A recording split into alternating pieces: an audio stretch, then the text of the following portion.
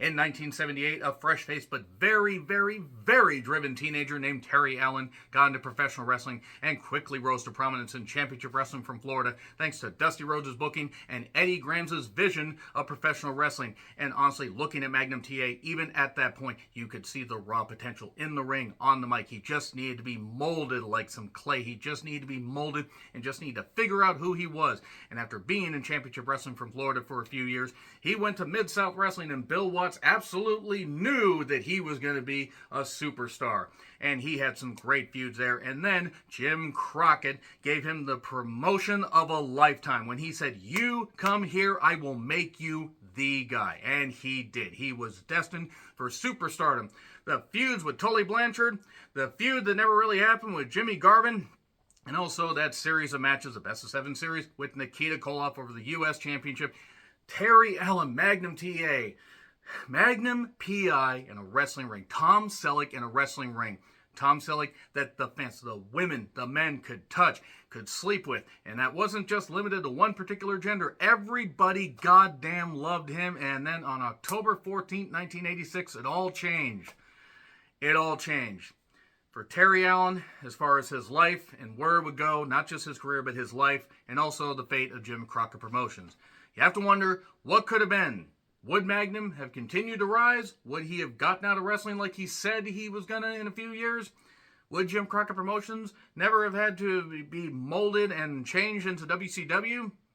Well, we'll never goddamn know, because unfortunately, what ifs only take us so far. But I'm John Rectum with my review, Dark Side of the Ring Shattered, the Magnum TA story. Boy, this one was a real gut punch, wasn't it? I mean, obviously, Magnum TA, I don't know if Magnum TA would have still been wrestling in the mid-90s. He might have done what he had suggested, be in wrestling, have a run on top, make some big money, and then go and drive NASCAR. That's actually what he was thinking of doing. Now, whether he would have done that or where the lure of money would have kept him in wrestling, who goddamn knows? I, again, don't know if he would have kept wrestling into the mid-90s, later 90s. He might have gotten tired of it, and I don't blame him, but he was a natural at it, and this shows why. Some great talking heads on this. Yes, Jim Cornette, Bill Apter. It's really great to hear from Bill Apter. David Crockett, Jake the Snake Roberts, Nikita Koloff, Jimmy Garvin, Magnum's ex-wife, and then his current wife. And just it was great to hear from various people. And Magnum himself, obviously, because Magnum is still alive, so why wouldn't he tell his story? He rose to prominence very quickly. I mean, you think about it, he was 18, 19 when he started in wrestling, and he was 27 when his career ended. And that's a real sad thing. Like, he was 27. Like, it's not like he was 37, had his run, and this had happened. He really was just on the cusp of becoming a big-time wrestler. So wrestling did explode in the 80s. Of course, I mean, they make it where, oh, it was Vince and it was Crockett.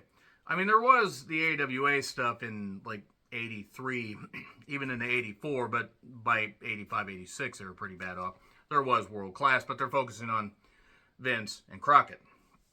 While there was cartoonish stuff in WWF at the time, Blood, Grit, and Glamour was the main 3 labels or 3 words to apply to Jim Crockett Promotions. Cornette was great here because he worked with Magnum in Mid-South when he was teaming with Wrestling 2. And the Midnight Express had come in just a bit before. Got a run with the Mid-South Tag Team Championships.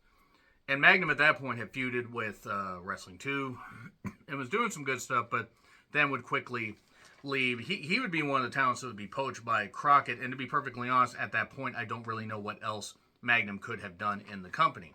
And plus, Mid-South had its biggest year in 84. I believe it was like 8.5 million, something like that. Crockett in 83 with Starrcade. 84 was a bit rough. They were kind of going through some talent changes. And in 85, things were really setting up, even as some talents left, Steamboat and various others. They would come back eventually. But Dusty had his team together, if you will. And Dusty got a lot of love on this, as he should have. And from there, 1985, we had the Great American Bash. We had Starrcade, 85. I believe 85 was The Gathering. No. Actually, 83 might have been the Gathering. I'm trying to remember. 83 was a Flair for the Gold. The bottom line is that '85 was the one that was simulcast. '86 was the next one that was simulcast. And the one thing I actually kind of hate is that they skipped over the feud with Tully Blanchard. I really don't know why they couldn't have spent just a minute talking about that, because that's pretty much what helped launch Magnum TA in the eyes of a lot of the fans. Not that the fans didn't love him to begin with. They instantly took to him. How could you not? But I really wish they would have talked about that feud there. It was nice to hear from David Crockett. It's unfortunate we couldn't hear from Jim Crockett Jr., who had passed away, sadly. The company was basically, they needed a star for the future. Now, Magnum was their star for the future, but again, I do kind of wonder. So let's just say that everything had happened because these are a couple of what ifs. If Magnum had not had his accident, he might have won at Starrcade. He might have gotten close, and they might have built it up for Great American Bash. He might have won at Starrcade, lost at the Great American Bash, something like that. Who knows? Would Crockett still have wanted to buy Kansas City, the Kansas City TV Central States Territory, Florida, and the UWF, all in '87? Would he still want to do that?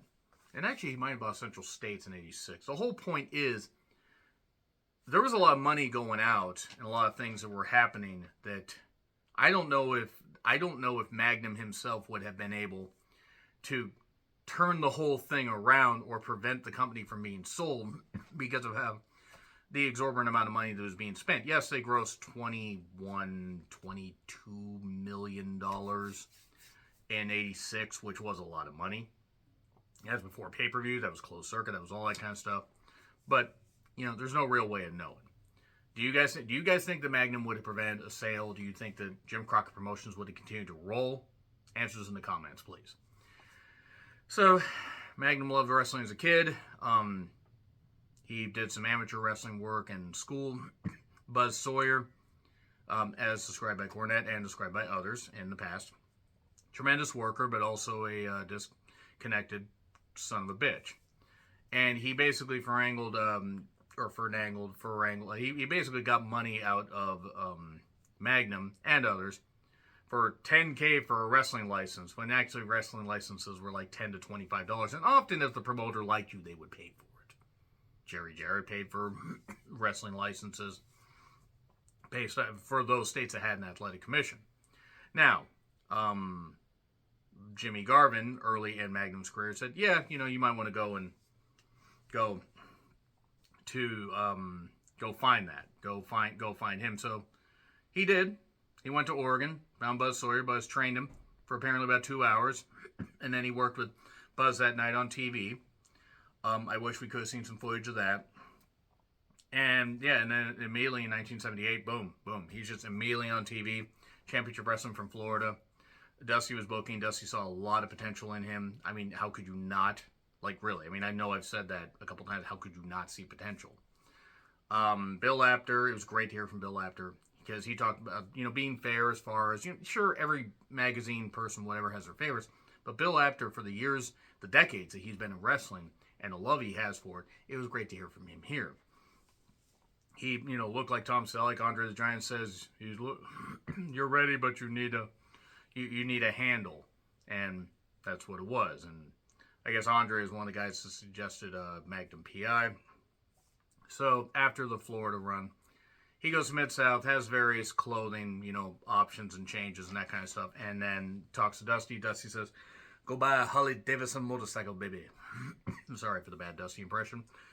And gets a leather jacket, the motorcycle, and it's great. It's great. It fits. It absolutely fits him. It fits Tom Selleck look. It fits all that stuff. And he got over big in Mid-South. I wish we had seen a little bit more footage. And then Jim Crockett, where he basically says, I'm going to give you the grand opportunity to make you the world champion. I'm going to give you the keys of the city. The TBS Rise. They skip over the Black Saturday thing and how Jim Crockett had to pay $1 million to Vince to get the slot. That helped fund WrestleMania and the $1 million from Inoki, but that's another story for another day. I love the fucking old footage. The crowd screaming and going crazy. His ex Tamara talked. I know she probably wasn't much younger than Magnum. I was a little bit worried. She seemed a little lost. She seemed very, not even soft spoken. She almost seemed like she was not doing well. So I hope she's all right. They were even at Cody's baptism. It was a baptism by fire, given what Cody's doing recently, but nevertheless. Then they talk about the extramarital affairs. I say this much, as far as wrestlers or wrestling personalities that have done terrible things, taking liberties with talents, beating them up, spousal abuse or child abuse or that kind of stuff or whatever, like Grizzly Smith, Bob Sweetan, Buck Zumhoff, and so many others. The Memphis's version of Buddy Wayne, look it up, folks. The Memphis version of Buddy Wayne, by the way. Not the Pacific Northwest version. That's a really good guy and fathered Nick Wayne and was a great influence on the Pacific Northwest wrestling scene. The Memphis version. If everything went to just, we need to ostracize every wrestler that had cheated, we'd be left with about 5 people. I'm not excusing, I'm just saying. So, the feud with Nikita over the U.S. title, the best of 7 series, Nikita goes up 3-0, Magnum comes back 3-3, and then loses 4-3, and the crowd was pissed. I didn't like that they skipped over the Tully Blanchard feud, as I said. Magnum was set up for a feud with Ric Flair. He was feuding with Jimmy Garvin. That was to get him ready. And then the accident happened. Describing the accident, it's horrifying. Now, just before this, he says he wanted to get out of wrestling around 30, go drive NASCAR, and he didn't want to be wrestling at 37. That's ridiculous. That kind of makes you question just how much he actually loved wrestling. Now, there's nothing wrong with not wanting to hang out too long or hang around too long, but you kind of wonder, all that investment? That way, if Jim Crockett hadn't, if that accident hadn't happened and he hadn't had to sell to Turner, 1989, that would have been the last year for Magnum. Then who did they have ready? Sting? Well, they had Sting ready. Barry Windham wouldn't have been back because they wouldn't have needed a young babyface to get, to take Magnum's spot. But him describing the accident was haunting. The prognosis was not good. He could breathe in an iron lung, as Jay Strongbow used to say, I believe. And the old news footage of the accident, the aftermath, the fact that the C5 vertebrae just exploded. Looking at the car, it's a goddamn miracle that Magnum TA did not die immediately. It is astonishing that he survived at all.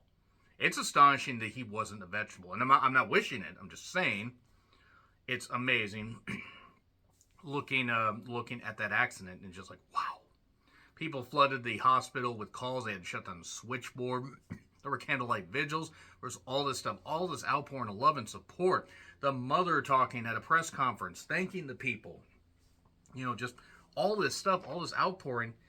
The Horsemen, Garvin, and various other heels, especially the Horsemen, had to be snuck into the hospital because kayfabe, heels, babyfaces, all that. But obviously, Magnum meant a lot to them, and Flair gave him the belt and said, here's this, and when you come back, you can win the real one.